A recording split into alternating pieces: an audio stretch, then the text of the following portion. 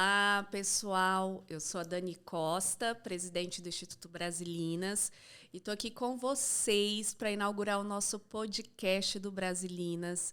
E a gente tem aqui uma convidada muito, muito, muito especial. Eu estou muito feliz por ela estar aqui nessa causa, neste momento do Instituto, que é a Verônica Debon. Olá! Uma querida, muito bem-vinda. Obrigada pelo convite. Você é muito bem-vinda nesse grupo, nesse instituto. E, bom, eu vou falar um pouquinho aqui de você, mas logo a gente depois vai entrar no assunto, né, do livro, das várias facetas aí como mulher, como todas nós mulheres exercemos vários papéis. Exatamente. Eu queria só dizer que é uma honra estar aqui. Obrigada, Dani, porque é muito fundamental, né, esse trabalho que vocês fazem. É muito incrível que tem esses institutos como Brasilinas. Então, para mim, é uma honra estar aqui. Obrigada. E uma honra, né, a gente estar juntas. Eu acho que Sim. Eu sempre falo que ninguém faz nada sozinho. E numa causa, várias pessoas precisam realmente se reunir e acreditar que juntas elas podem mudar, né, uma realidade, realmente no comprometimento e abraçando mesmo a causa, o projeto. Sim. Né? E a gente está olhando para outras, né, mulheres aqui. Não, e é muito bonito esse movimento de mulheres que se dão as mãos, né? Sim, que se ajudam. Exatamente, uma sororidade nós real. Nós, né? É a sororidade real. Tem gente que fala que é dororidade, né? Na prática. Exatamente. Então, Verônica, vou falar um pouquinho aqui de você. Você tem aí uma longa carreira, né, de atuação como atriz, dramaturga, roteirista, e sempre trazendo esse olhar do feminino para o feminino, sempre trazendo esse lugar de fala da mulher, as dificuldades, as loucuras, né? A nossa cabeça, às vezes, um pouco confusa, que nós temos, mas faz parte... Porque as pessoas enlouquecem a gente. Exatamente. Faz parte do nosso desenvolvimento e aprendizado aqui, né? E você traz isso de uma forma muito leve, cômica, porque a comédia sempre fez parte, né? Tá no seu DNA. Sim. Aí de atuação e na Sim. carreira também. E trazer assuntos densos com leveza. Isso que eu pude ver aqui, né, no Abacaxi, que é seu primeiro livro, que traz aqui um enredo escrito para uma peça, né? Se tornou uma peça de teatro, né? É, foi encenado. Ele só foi publicado agora, mas foi encenado pela primeira vez em 2017. Olha que 2017, bacana. 2017. Que bacana. Não. Acho que é. 2017. Escrita aí, eu sou muito ruim com as datas. No Rio de Janeiro, no né? Rio. Que eu vi que foi uma temporada que teve lá, né? Teve 4 ou 5 temporadas lá. Bacana, bacana. E foi reconhecido, teve premiação. Foi muito legal, assim. Na verdade, a melhor parte era a plateia, assim. A plateia tinha dos mais diversos tipos de reação à peça, sabe? Gente que levantava no meio, que me xingava, gente que aplaudia no meio, falava, minha irmã! Vários divórcios. Teve outro dia, eu estava trabalhando com uma menina que falou, meus pais se divorciaram, culpa sua. Olha! Eu falei, desculpa, talvez. Não, minha mãe tá super feliz. Quantas fichas caíram, né? Para servir sempre. Era uma loucura encenar essa peça. Que bacana. E você falou da coisa da leveza. Sim. Eu sempre falo que, tipo, sabe Mary Poppins, que dá a colher de açúcar para o remédio descer? Sim. Eu genuinamente acredito que o humor é a colher de açúcar que faz o remédio descer, sabe? Legal. Eu acho que a gente tem que ouvir, às vezes, coisas que a gente não está preparado para ouvir. E aí você faz a pessoa rir, aí ela fica molinha, aí você fala o que você quer falar. E recebe com facilidade, né? Então, não tem muita resistência. Eu acho o humor uma arma poderosíssima, assim. E eu vi no livro, assim, que tem um viés nos relacionamentos, na abordagem de relacionamento, que traz um relacionamento casal, traz a questão da poligamia, traz a questão da monogamia. Então, casal tentando, né, sair da monogamia, sair desse sistema já pré-fabricado. Imagine, com contratos, né? Eu digo que o Abacaxi é um livro sobre o amor, porque tem uma sketch que é de amor próprio. Legal. É dela, acorda se amando um dia, ou sonha, na verdade ela sonha que ela se ama. Olha. E tem a sketch do amor dos amigos, que ela fala, um dia eu vou te amar tanto, um dia eu vou me amar tanto quanto eu te amo. Aí ele falou, eu também. Então, são vários tipos de amor. Tem o amor do trisal, tem o amor do... Você é isso, né, que o amor se manifesta. Verônica? Você é amor, como diz Gal, da cabeça aos pés, né? Ai, então, vou chorar, Que isso, 10 da manhã aqui, gente. São Paulo, não é pra chorar, não. Mas é isso mesmo, gente. É um doce, assim. A gente se encontrou semana passada para falar da vinda dela para o Instituto, né, como nossa parceira, voluntária, e eu fiquei apaixonada porque realmente ela é uma mulher que abraça mulheres e tem esse amor que é muito difícil, é raro às vezes a gente encontrar isso, né, no ser humano, dessa sensibilidade e que é tão importante. Eu estava vendo ontem, lendo, né, eu gosto bastante de material do mundo corporativo, porque eu vim desse mundo, né, e falando que o portal fala o futuro das coisas e que a sensibilidade vai ser um superpoder daqui a uns dias, justamente por conta de toda essa questão da tecnologia que tem avançado, né? A inteligência artificial. Exatamente. E aí, assim... É porque eles não conseguem emular, né? Exatamente. Como você não substitui sentimento, né? É impossível. Algo do ser humano, né? É nosso. Então, assim, que bom que encontrar pessoas como você que sentem e que colocam, né, a realidade dos relacionamentos como são. Porque todo mundo... Quem nunca, né, se questionou dentro de um casamento, de um namoro... É muito honesto, né? Eu escrevi tem 10 anos, acredita, esse texto? Olha só. 10 Mas é muito honesto, assim, sempre que eu estou escrevendo teatro, principalmente, eu penso que parte... que eu não expus ainda. Tipo, o que eu vou expor agora? O que eu vou mostrar? Na verdade, quando eu não tô num podcast bonita, sentada com os meus amigos, eu falo assim, que pedaço da minha bunda que eu não botei na janela ainda. Vamos botar tudo na janela. Sem máscara, né? Isso é bacana. Que é isso que as pessoas querem ver, né? Sim. A humanidade. Você reconhece. É o real, né? Porque hoje em dia, com as redes sociais, é tanta máscara. Você acha que tá vendo a pessoa e, na verdade, não é a pessoa, né? Total. E, então... Até filtro, literalmente, você tá vendo e não é. Exatamente, é bem isso. Eu assim. mesmo, quem me vê, gente, não é tudo filtro, tá? Você tá vendo? Não é. E como é difícil, né, a gente se relacionar assim.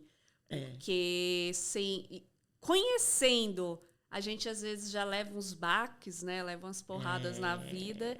Imagina quando a gente não conhece. E a mente é muito doida, porque ela fantasia, né? Projeta, né? Exatamente. A gente tem essa coisa de projetar o outro, de imaginar como o outro é. E muitas vezes a gente imagina esse outro com base em filtros de realidade das nossas experiências que a gente teve de relacionamento, né? Sim, total. Então, só com isso, né? Então o livro traz muito isso, né? Outro dia eu li isso, sobre como o amor romântico é um grande inimigo do amor real, né? Sim, sim. Porque aí vira uma projeção, uma loucura. Muito, aquela coisa do príncipe encantado, né? Mas eu acho que o Abacaxi são uns casais tão bem sinceros ali na lida, assim, do cotidiano. Tentando fazer melhor, tentando ser sincero, honesto. Se falar, e não são só casais, né? Eles são amigos. Legal, legal. E é difícil você também manter a amizade hoje em dia também, principalmente depois desse período da pandemia que teve isolamento. As pessoas passaram a ser muito mais seletivas também, né? Me parece, assim, nos relacionamentos, amizades. Apesar da gente sentir muita falta do abraço, da presença, né? A gente sentiu muita falta disso. Ao mesmo tempo, a gente passou a ser mais seletivo, né? Relacionamentos acabaram, amizades também meio que ficaram ali na corda bamba. Então, assim... Acho que botou tudo em perspectiva, né? Total. Eu acho que coisas que a gente... Realmente, isso que você falou, do amor que não era real, né? Um amor fantástico. E, de alguma forma, a gente conseguiu enxergar coisas que antes a gente não via, né? Até, de repente, veio com a pandemia e muita questão. A gente falando de relacionamento, e dentro do trabalho do Brasilinas, a gente faz isso, né? Então, o Instituto é um hub que faz essa interlocução com casas de apoio que acolhem mulheres em situação de vulnerabilidade social e que passaram por abusos e violências. Então, assim, essa temática surgiu muito forte no período da pandemia. Aumentou muito, né? Muito, principalmente por conta do isolamento social. Que foi quando as mulheres realmente começaram a perceber que elas estavam dentro de uma relação abusiva. Porque... antes, com aquela coisa da rotina do dia a dia, de ir para o trabalho, cuidar dos filhos, elas sabiam que estavam numa relação, mas elas tinham um lugar para fugir, uma zona de fuga. Com o isolamento, ela foi obrigada a estar com o agressor, né? O nível de violência física mesmo, né? Então, Sim. eu sinto que, de repente, algumas relações que estavam só na violência psicológica, durante a pandemia, transicionaram para uma coisa mais física. Exatamente, ficaram mais severas, né? Aumentou muito, né, o número de violência física contra a mulher. Bastante, assim. E é muito louco, né? Você pensar que a gente está numa pandemia, a gente vai para dentro de casa para se proteger, e a mulher não está segura no ambiente doméstico. É, né? isso, exatamente. Ela, e não só ela, os filhos, né, que presenciam toda aquela situação, e muitas vezes eles não entendem, porque a criança, o filtro de realidade dela vai ser dos pais. Então é bem complicada a situação, ela é muito mais complexa do que a gente acha, né? Porque a mulher, nesse ponto também, ela entra numa hipnose.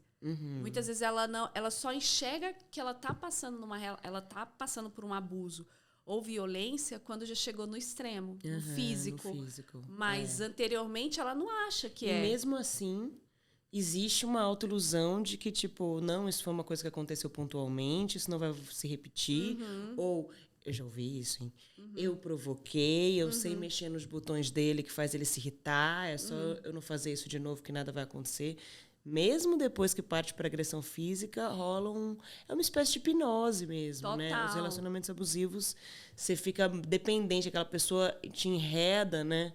Mentalmente, de um jeito que você fica dependente da aprovação daquele indivíduo. É como se fosse... Sua autonomia acaba. Total, você vira um bonequinho mesmo, Um bonequinho. assim. Ele vai minando sua autoestima até você parar de acreditar. Isso é uma coisa que precisa ser dita, né?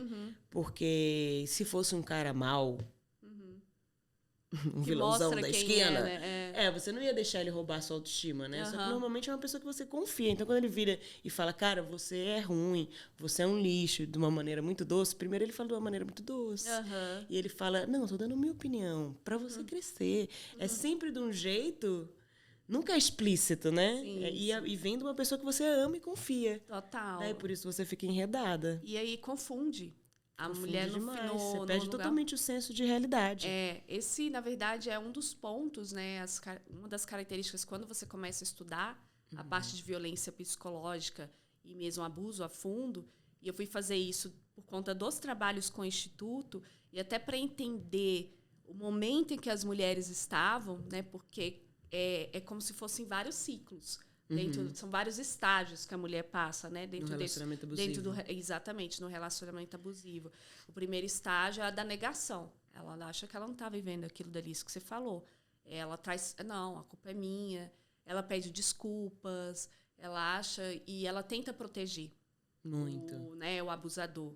Ela tenta proteger o agressor. Uma mulher num relacionamento abusivo, ela vira especialista em criar desculpas para ele, né? Exatamente. Eu sinto que se você tá tendo que esconder dos seus amigos alguns comportamentos, isso quer dizer muita coisa. Com certeza. Por que você não pode contar para os seus amigos o que seu namorado faz? E o isolamento é uma característica muito presente nesse processo de relação. Então, o próprio agressor, né, vai te isolando, te afastando. Exatamente.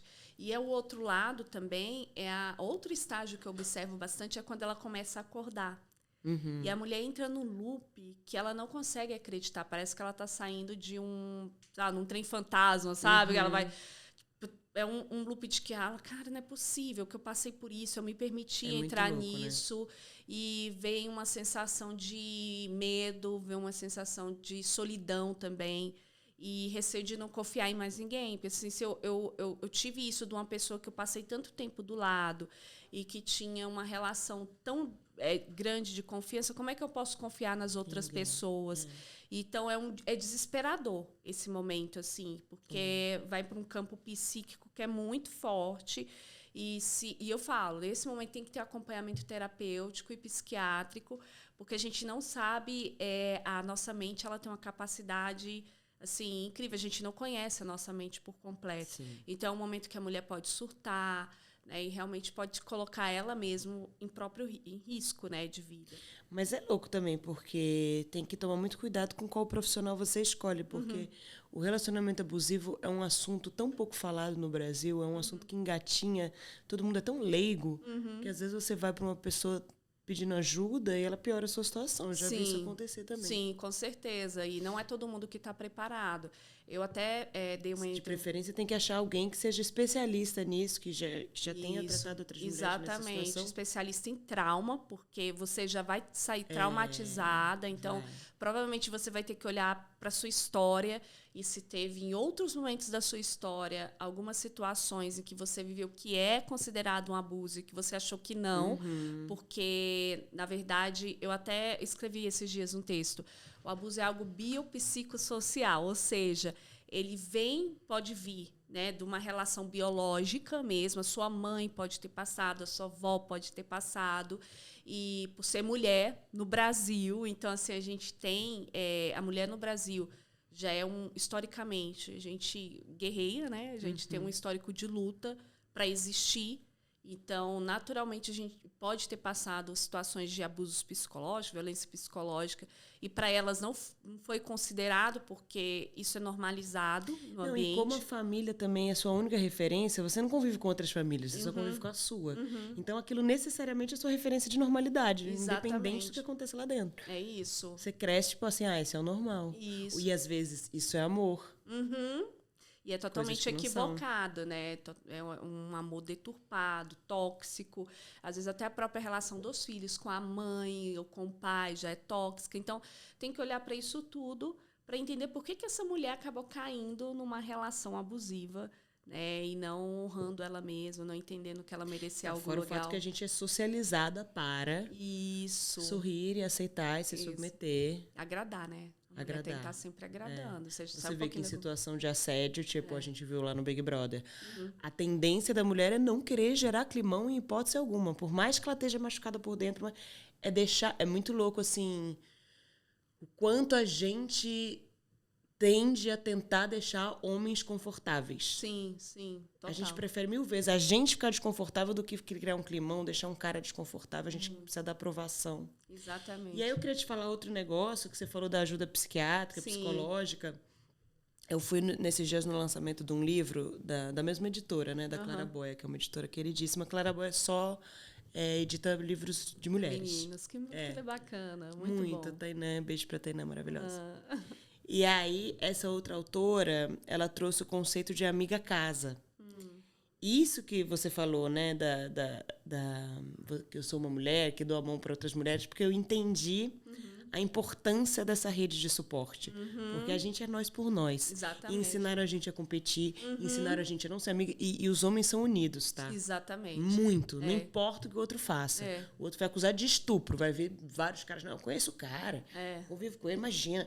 Os homens se defendem, se protegem num lugar de violência contra a mulher. Então, assim, e é isso. Ninguém tem... A gente estava falando da coisa da embaixada, de mulheres que vão morar fora. A própria justiça, às vezes, não está interessado. Quem ajuda a mulher são outras mulheres que passaram por situações semelhantes. E entendem, né? E aí cria-se uma rede de apoio, de suporte, que essa mulher que está nessa situação vulnerável pode usufruir muito, assim. Então... Você procura ajuda psicológica e procura a sua rede de mulheres. Na verdade, isso, Verônica, é uma dos pontos no protocolo que o Instituto recomenda e orienta essa mulher ter uma rede de apoio. Se, por exemplo, ela está numa cidade e não tem casa de acolhimento, não tem casa de apoio, ela precisa ter uma rede de apoio, pelo menos 3 pessoas de confiança dela, que ela tenha quem recorrer, que vai acreditar na história dela, que não vai achar que ela está criando, que ela está mentindo, porque ainda tem isso, né? Isso é muito louco, né? Porque a gente percebe, a gente que é mulher e tal, até o Douglas, né, Douglas? O Douglas é o técnico. Querido. Tava falando da namorada dele que fala que todo dia, falando que, né, foi assediada, chega em casa. A gente teve várias agendas quando a gente foi para Brasília. Em todas as agendas, todas. Foram, tipo, sei lá, 8 num dia, 5 no outro, sei lá, foram várias. Todas as mulheres falaram... Ai, eu já fui assediada no meu ambiente de trabalho, denunciei, fui retaliada. A gente estima que tem uma pesquisa que fala que quase metade da população brasileira, das mulheres brasileiras, foram assediadas em ambiente de trabalho. E a gente, mesmo assim, é muito subnotificado, essa metade. Então, assim, assédio é a regra. Não é a exceção. Não. É a regra. Exato. E aí alguém vira Qualquer pessoa que fala, foi assediada, tá inventando. Gente, a chance de não estar inventando é de 100%, tá?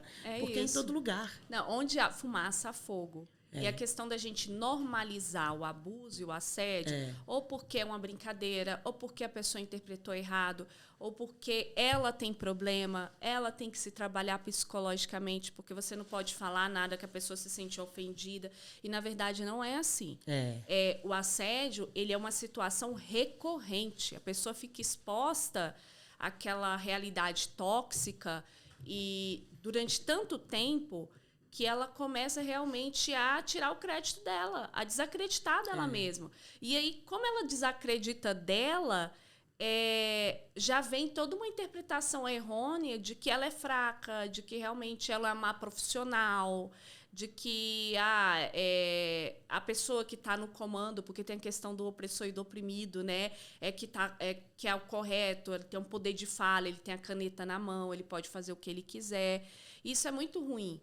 Porque o que caracteriza o abuso é a pessoa, assim, ela ser obrigada a ter e fazer algo que não foi escolha dela. Então, muitas vezes, te colocam num lugar que é muito menor do que você, por exemplo, poderia ocupar, seja profissional, seja um lugar pessoal dúvidas, dentro né? de uma relação, porque é isso que o abusador faz, né? Não, e é muito louco, porque o assédio sexual, você fala desse lugar menor, de se diminuir. E a sociedade inteira é tudo meio voltado pra gente ficar cada vez menor, né? Então a gente tem que ser magra e mignon e pequena. E o assédio sexual não é sobre sexo, é sobre poder. É um jeito do cara falar, seu lugar, vai pra casa. É isso mesmo. E quantas mulheres desistem? Quantas mulheres desistem das suas carreiras? Quantas mulheres realmente abandonam o que estão fazendo porque não aguentam aquela pressão, porque não aguentam... É sobre isso, é sobre falar, esse não é o seu lugar. É isso mesmo. É sobre você posso falar pra você é uma buceta. É pra isso que você serve. Vai pra casa. É só um vai pra objeto, casa cozinhar, né? e abrir a perna. Você não é uma profissional. Entendeu? É isso. Você é um objeto sexual. E mulher, durante muito tempo, foi vista assim na sociedade, né? Segue sendo. Com um objeto, ou um objeto dentro de casa. Segue sendo, a ponto que o Douglas estava falando ali, desculpa, eu bati no microfone, da namorada que é assediada no metrô. Um cara no metrô que passa a mão no nosso corpo é por quê? Porque a gente é objeto, a gente não é gente. Sim, não tem o menor respeito, né? Não tem limite. A mulher também tem aquela coisa, me pertence tanto que não tem essa coisa do limite. É meu. É como se fosse uma parte minha, né? Do meu corpo. Então, eu tipo, não interessa, entendeu? O que a gente sente. Como se a gente não tivesse sentimento, individualidade. Você vê, por exemplo, o Big Brother é bom nesse sentido que a gente fica vendo, né? As coisas acontecerem. Aqueles assédios que aconteceram ali. Teve vários avisos, né? Sim. Teve a menina que falou, poxa, você tá passando do ponto. Ele respondeu o quê? Foda-se. O outro falou, atenção. Tipo, você vai ser chamado a atenção, cara. E assim, o lance é que todo mundo fala, mas ela não falou não. Só que se tivesse olhado pra mulher, você ia ver que ela tava falando não. Ela tirou a mão. Ela falou não. Só que a coisa de identificar esse não esbarra no fato de que a gente não é gente. Tipo, ou assim, tá desagradando, é chata. É tipo assim, o que eu quero dizer é, eles não querem se dar o trabalho de olhar e de se relacionar e de te enxergar como um outro ser humano. Porque se ele parar pra fazer isso um segundo, ele vai saber perfeitamente que os homens ficam muito nessa confusão, né? Como eu sei? Como você sabe, você olha para aquele indivíduo. É um ser humano. Olha. E tem uma entrevista que eu vi até da Fátima Bernardes, que eu achei muito bacana, que ela fez num daqueles programas Papo de Segunda. Papo de Segunda. E aí ela falava assim, a gente sabe, a mulher sabe, quando ela tá passando por um assédio, quando é um cara que tá chegando para paquerar, né? Quando passou do limite. A gente sabe. O homem sabe também. O homem sabe também. É porque ele tá tão acostumado a poder fazer o que ele quer, que ele não quer perder esse direito, esse privilégio sobre nossos corpos. Isso, exatamente. Mas você sabe. Né? E aí se utiliza da zona cinzenta para poder operar, e para poder cometer crimes e falar, por exemplo, foi brincadeira. A pessoa sabe que não foi brincadeira. Ela sabe o que é uma brincadeira. E aí essa máscara, muito que você falou também, Verônica, de personalidade, né? Trazendo alguns pontos, algumas características do abusador, do agressor.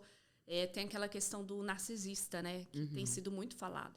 Então, você tem um narcisista, esse que você falou que você consegue reconhecer de cara, porque ele já mostra quem ele é. Então, esse é muito mais fácil você lidar, apesar de todo o estresse, porque ele realmente gera na pessoa uma insegurança emocional e um estresse emocional também. Mas você tem condições de, por exemplo, sair fora porque você sabe com quem você está lidando. O pior é o narcisista oculto, que você não sabe com quem está lidando. Porque a pessoa se mostra na sua frente uma coisa e por trás ela está fazendo outra. Ela está fazendo triangulação, fofoca, ela te coloca em situações de exposição que você nem sabe que está passando. E mina sua autoestima de uma maneira, né? Entre os amigos. Gradual e sutil, que você nem percebe quando você vê se está... Exatamente, dentro de um ciclo ali que foi criado por ele mesmo, cenário. É muito pior. E é como se fosse uma presa. A gente fala, né? Parece aquela aracnídeo, sabe? A aranha vai chegando, vai criando as... De repente, quando você vê, você está lá na teia dele, se a pessoa te xinga, você vai pra casa e você tá triste, você sabe por que você tá triste.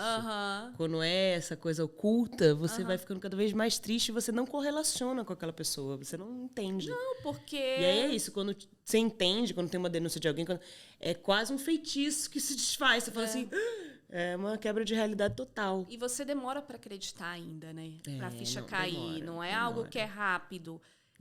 Até você processar, aí você vai processar história, fatos. Fica tendo flashback, né? Isso. Pera, então aquela vez...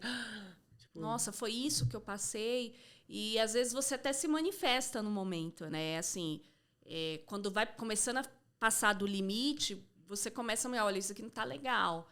Pra mim não tá funcionando dessa forma.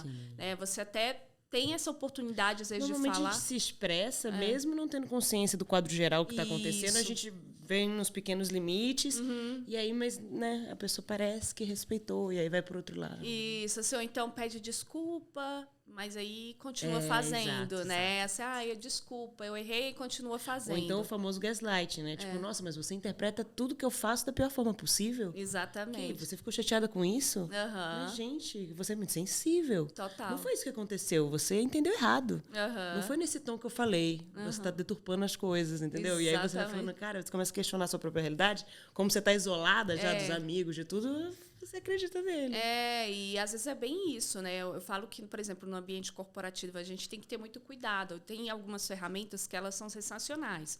Por exemplo, feedback. Eu sempre gostei de receber feedback para eu melhorar como profissional mesmo, né? Fundamental. De amigos. Mas aí a gente cai de novo na zona cinzenta, né? Olha aí a zona cinzenta, que a pessoa usa para abusar. É isso. Então, assim, é algo que é muito tênue, porque...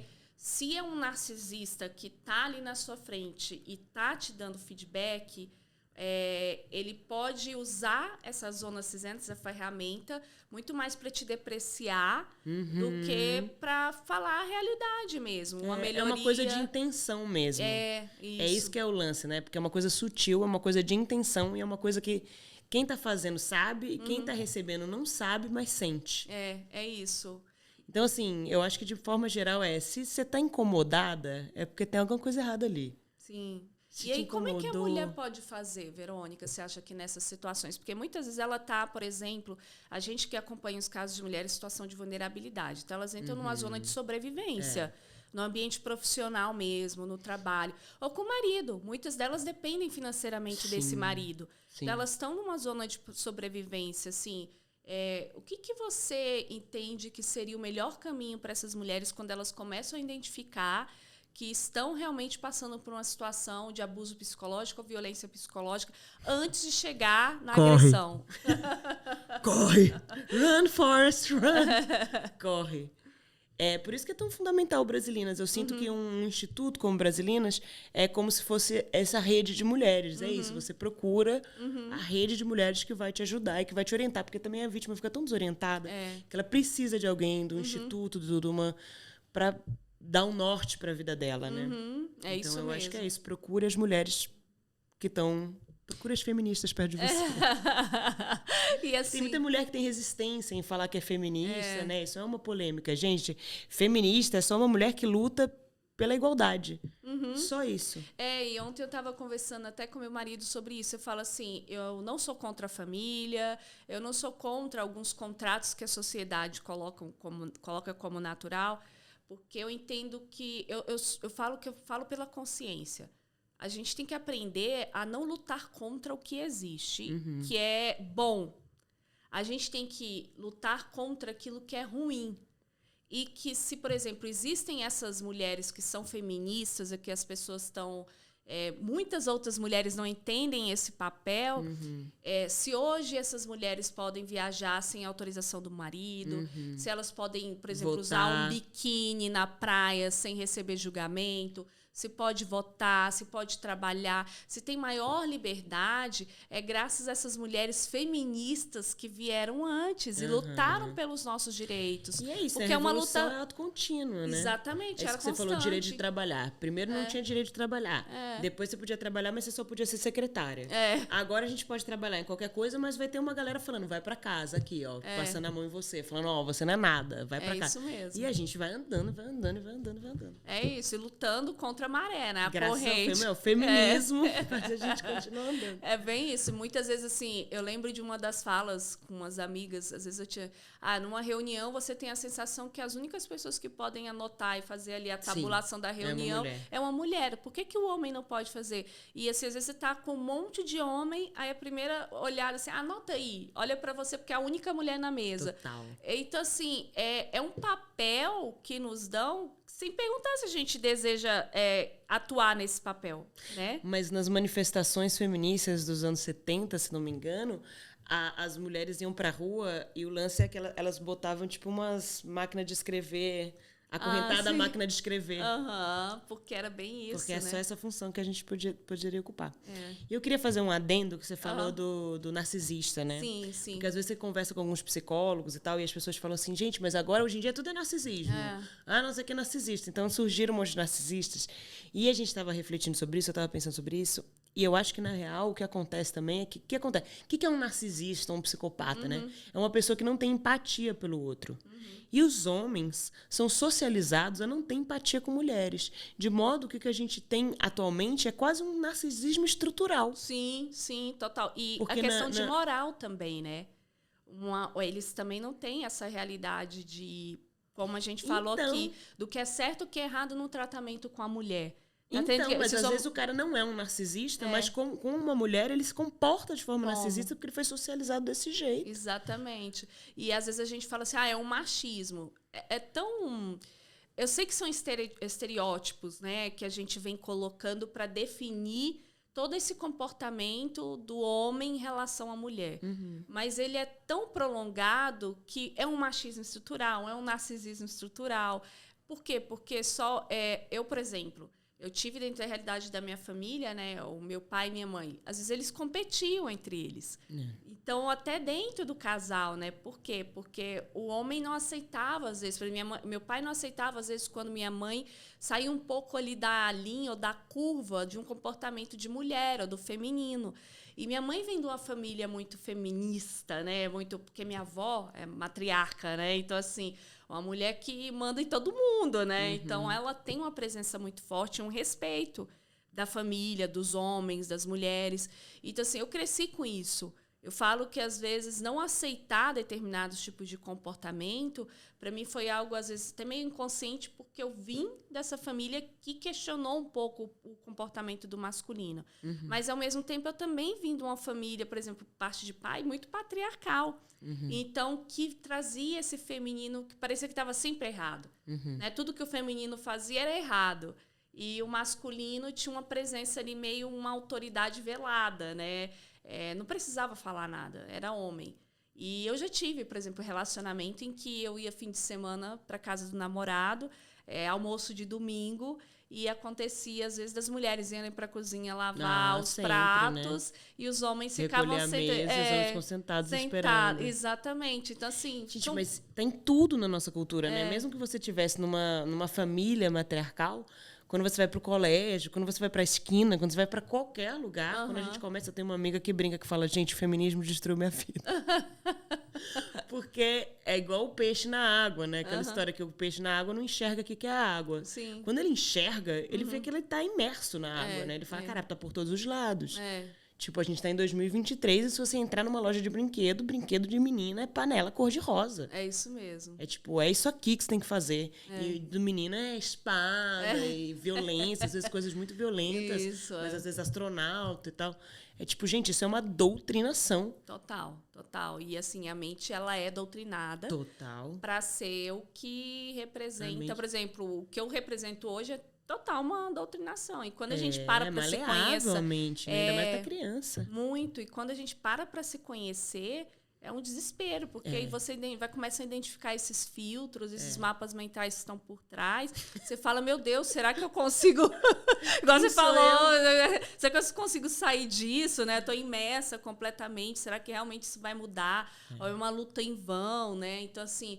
Quando as pessoas perguntam, nossa, que trabalho bonito no Brasilinos, eu falo, gente, é acordar todos os dias e a gente realmente querer continuar e querer abraçar a causa e acreditar no trabalho, porque, assim, se a gente for olhar para a realidade, a gente desiste.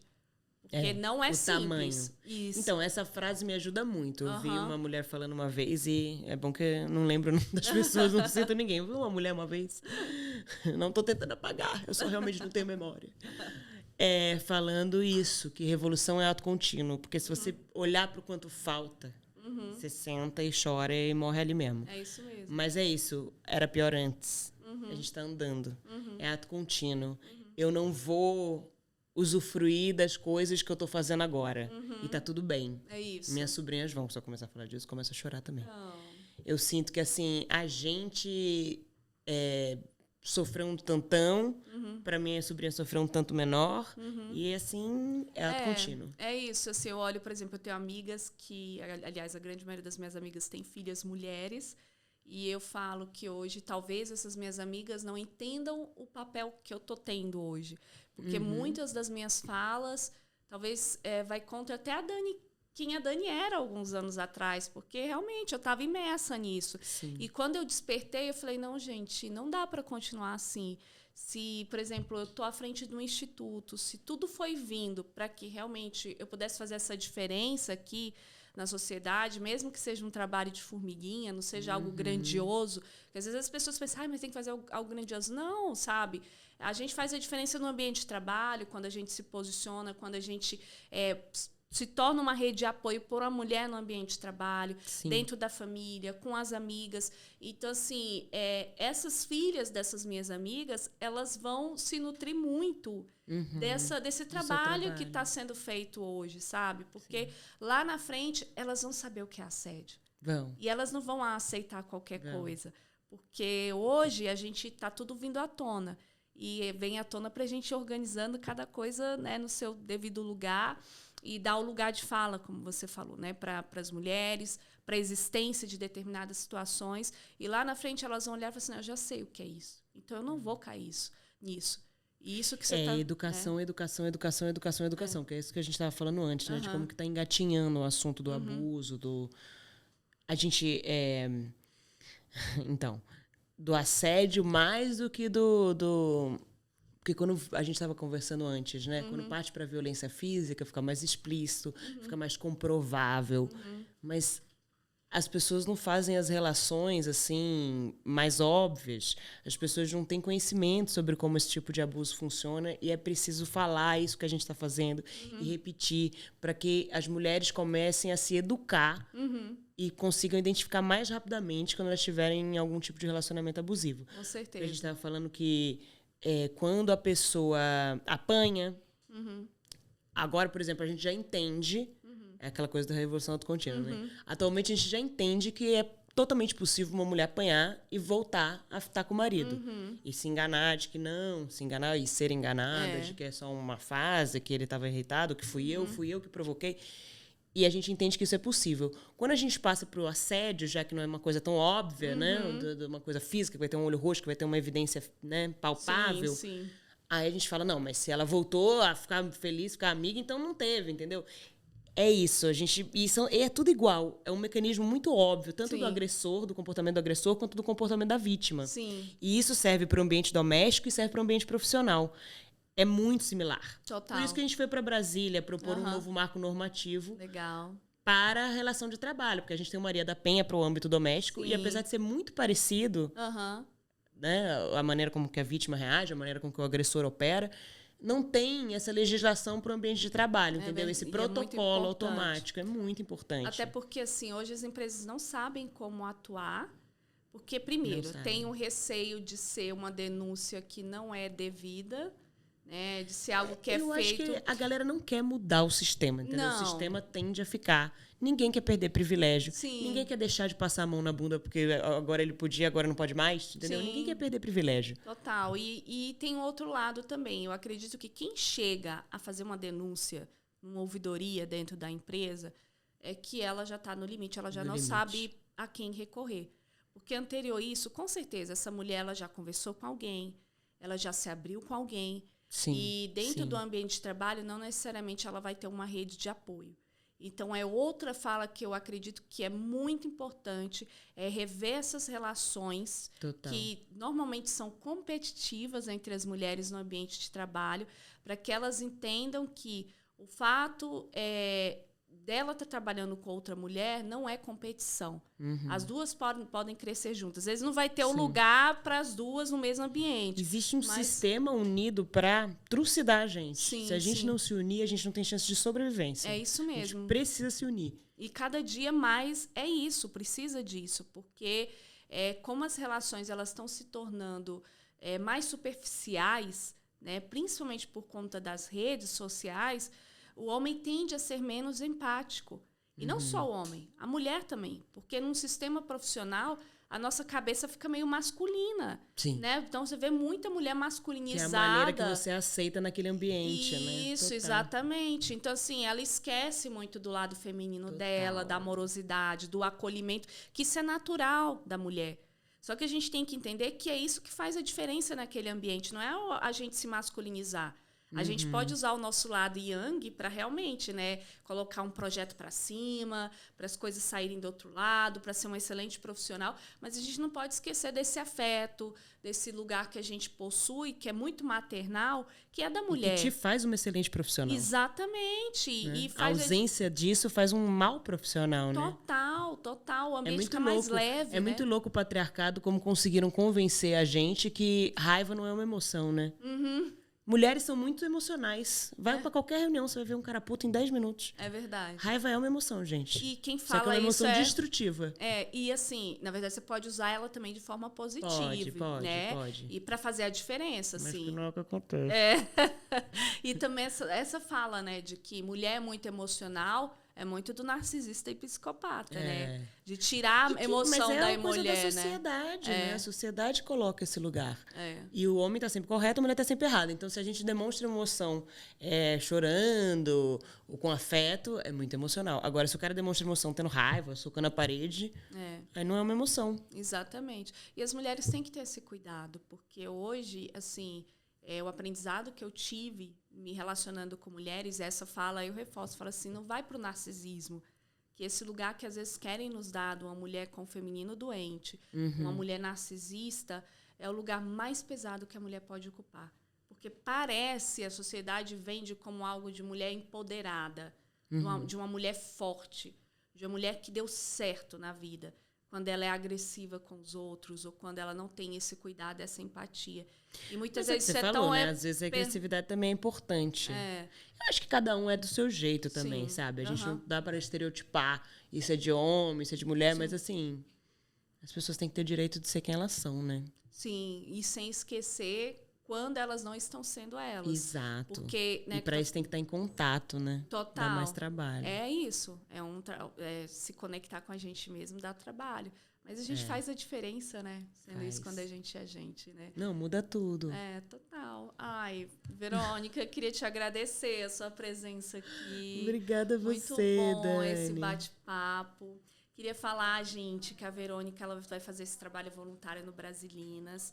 Vai trazer muito a questão da escrita de forma medicinal, uma autoexpressão medicinal, né? Então, como as mulheres podem usar da escrita como um lugar para se expressar, para se curar, para poder se rever, né? Revisitar. Da arte em geral, né? É esse lugar que a gente acabou de falar, do contato consigo própria, que a gente esquece, que a gente fica sempre pensando no que o outro precisa, e às vezes não entra em contato consigo. A arte te ajuda Essa a reconexão, voltar, essa né? reconexão. E esse é o objetivo do trabalho aqui da Verônica com as mulheres que fazem parte do Instituto.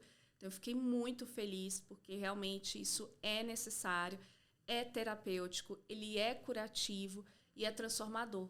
Porque é onde a gente consegue rever e revisitar a nossa vida e dar um novo lugar para ela, né? Trazer uma nova história, né? Sim. Virar a página de fato, né? A gente vê isso, né? Bati nessa tecla milhões de vezes aqui já, que é procurar as mulheres que vão te dar a mão, procurar essa rede feminina. Quando a gente vê como isso é importante, quando a gente passa por uma situação em que a gente precisa utilizar dessa rede, quando a gente não tem nada, que a gente está desestruturada, que a gente está vazia, que a gente está violentada, e essa rede te pega, te nutre, te bota de pé novamente, a gente percebe a importância dessa rede. E aí não existe outra possibilidade que não fazer parte dessa rede para ajudar mulheres, como no caso do Instituto, mulheres que estão em situação de mais vulnerabilidade. Não sobra outra opção, sabe? E tem a questão da sobrevivência, tem a questão da mulher não estar preparada para a denúncia, ela não entender qual é o papel daquela denúncia ainda, justamente o que você falou na vida dela. De acolhimento, né? Sim, sim. É isso que eu falei, a pessoa tá tão, né? Que às vezes ela nem entra. O que acontece muitas vezes, quando eu conversei com a coordenadora da casa, é que ela não, às vezes ela nem vai direto para a delegacia. Não, ela vai para casa claro. direto e lá ela recebe todo o acompanhamento terapêutico, né, acolhimento da psicóloga, da assistente social, o embasamento jurídico, tem acompanhamento jurídico também. Aí sim que depois ela vai se fortifica, se fortalece para fazer a denúncia. A denúncia. Total. E aí o que ela me falou também que me marcou muito foi que, assim, a mulher, quando ela está nesse cenário do abuso, ela perde o poder de escolha, porque é isso que o agressor faz, né? Sim. Então, quando ela chega na casa, a primeira coisa que ela faz é devolver o poder de escolha para essa mulher. Então, ela não vai chegar... fazer? Isso, ela não vai chegar... Tem um protocolo, óbvio, mas ela não vai chegar impondo à mulher o que ela tem que fazer. Vai lá e denuncia, vai lá... Não, devolve... Isso é muito importante, inclusive, que a gente falou de rede de apoio das mulheres. É muito importante a gente colocar isso para você, que é uma mulher que deseja ser essa rede de apoio para alguém. Isso que você está falando é fundamental. O abuso é sobre a quebra dos limites dessa pessoa. Então, você tem que respeitar esses limites e ter muita paciência e não julgar essa pessoa. Porque senão ela vai estar em outra relação abusiva e tóxica, né? Porque a tendência dela é essa agora, né? Isso. Ela tá, eu falo que é uma química, né? Igual dependente químico. Então, porque gera uma lacuna ali, né? Já aquela pessoa pensando por ela ou decidindo por ela e manipulando, ela não tem a autoestima dela, tá estilhaçada. Se chegar outra pessoa minimamente tentando tomar decisões, ela vai ser um alívio. Porque ela não sabe mais quem é ela. Ela se perdeu completamente já dentro de si. É isso mesmo. E aí ela fala, não, a gente devolve. O que ela precisa? Ela tá... Assistência, né? Ela teve violência patrimonial. Até a questão mesmo, assim... às vezes a mulher ela tem a casa dela, tem os móveis, tem toda uma questão patrimonial. E aí a coordenadora falou assim, olha, para alguns pode parecer até minha fala que é uma nova violência patrimonial. Mas o que a gente recomenda é que essa mulher esqueça o passado. Por mais difícil que seja, e recomeçar a vida. Então, o que nós fazemos? A gente vai atrás de doações de novos móveis, a gente vai atrás de uma questão financeira, ou trabalho, ou estudo, é fazer um curso, é rematricular esses filhos. Brasilinas capacita, né, essas mulheres. Isso, a gente, por exemplo, faz essa interlocução com a casa, levando cursos de desenvolvimento humano e também levando outros cursos, até do ponto de vista profissional, para essas mulheres começarem a romper essa gaiola, né? Começarem a dar passos para sair da gaiola, porque é uma gaiola. Elas estão presas, aprisionadas ali do ponto de vista psicológico, físico, emocional, financeiro, e elas não têm consciência porque elas normalizaram estar dentro da gaiola. Então, essa saída também ela é difícil, porque a mulher muitas vezes não está preparada, igual você falou, para dar passo sozinha. Então, ela é muito mais fácil ter alguém que decida por ela. E é muito louco como a gente está gravando, que essa parte é importante, eu acho. É muito louco como até isso se volta contra a mulher, né? A coisa de... Por que não denunciou na hora? Por que É isso. É uma cobrança em cima de tudo. Tudo descredibiliza o que a mulher está dizendo, o que a mulher está falando, o que a mulher está fazendo. E, assim, é isso, né? Quem viveu sabe que não é. A pessoa está destruída, ela não está em condições, ela precisa de ajuda. Ela precisa de ajuda para entender se ela quer denunciar, se ela quer só ir embora. E eu ia falar despirocada, mas empirocada, porque as pessoas despirocadas são muito sãs. E tem que mudar a linguagem também, que a linguagem é muito misógina. É verdade, total. E assim, a gente tem um lema, Verônica, dentro do Instituto. É ser a leveza no meio da trama. Eu acho que não à toa você chegou até a gente, né? Trazendo essa leveza da comédia, para levar a leveza para as mulheres. Elas precisam disso também, entender que existe leveza, que esse lugar pesado é uma grande mentira, que elas não precisam estar nesse lugar. Porque uma das ferramentas que eu aprendi no desenvolvimento humano, um dos cursos que eu fiz, é que tudo que é verdade é leve. E a mentira ela é muito pesada. Então, tudo que é criado nessa matrix para tornar a nossa vida mais pesada é uma grande mentira. É uma sistematização, né? E um piloto automático para que a gente fique o tempo inteiro como sobrevivente. Porque quem sai de um relacionamento abusivo ou de uma violência psicológica ou física, ela é uma sobrevivente. É essa fala de repente, o peso é bom para você entender que você está no lugar errado, que você precisa sair dali, que você precisa se mexer. É isso. Então, né, eu acho que a nossa fala aqui hoje é muito nesse convite para as mulheres começarem a se posicionar, a entender que lugar é esse. A entrar em contato consigo, né? Sim, sim. E que lugar é esse que às vezes ela vem se dando, se é realmente real, se é uma verdade para ela, né? Ou se é algo que estão impondo. Porque quando é uma imposição, já é considerado algo abusivo. E a gente tem que ter o relacionamento saudável é quando a gente tem a oportunidade de falar e dizer, olha, isso aqui para mim não tá legal. Como é que a gente pode fazer diferente? Né? Como é que pode ser confortável para mim, para você também, e a gente seguir juntos, né, nessa caminhada de forma saudável, cada um respeitando o limite do outro, cada um respeitando o posicionamento do outro, sem atravessar, sem agredir. Sem né? ninguém virar posse de ninguém. Né? Exatamente. É isso. Ai, gente, vou agradecer aqui a presença da Verônica maravilhosa. A gente vai ter oportunidade de outros momentos como esse. Olha aí como é bom o papo entre mulheres. Tem amiga mulheres, confie em mulheres, estimule mulheres, acolha mulheres. Ai, muito linda. E chega, né, de abuso e violência, porque isso não, a longo prazo, é insustentável e podem causar aí transtornos irreparáveis, né, na sociedade. E fica aqui o meu convite, gente, ó, o abacaxi, né, quem não leu ainda, comprem, busquem, está disponível nas livrarias. Nas livrarias, tem online, tem na Amazon, todas as plataformas online, dá para comprar também para chegar em casa. E no site da Clara Boia também tem esse e outros livros de mulheres maravilhosas lá. Ai, maravilha. Vocês então podem fica entrar no site aqui, da Clara Boia, que acho que é até mais barato. Ai, comprar bacana. de lá. Olha aí, gente. Então, a sugestão aqui de livro eu vou mandar lá para a Biblioteca Brasilinas também. Ah, que legal. Vou mandar para elas lerem e acessarem o livro. A gente tá cheio de projeto, né?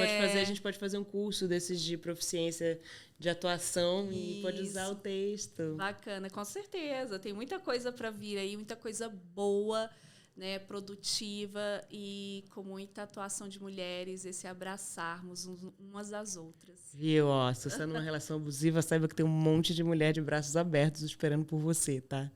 Você não está sozinha.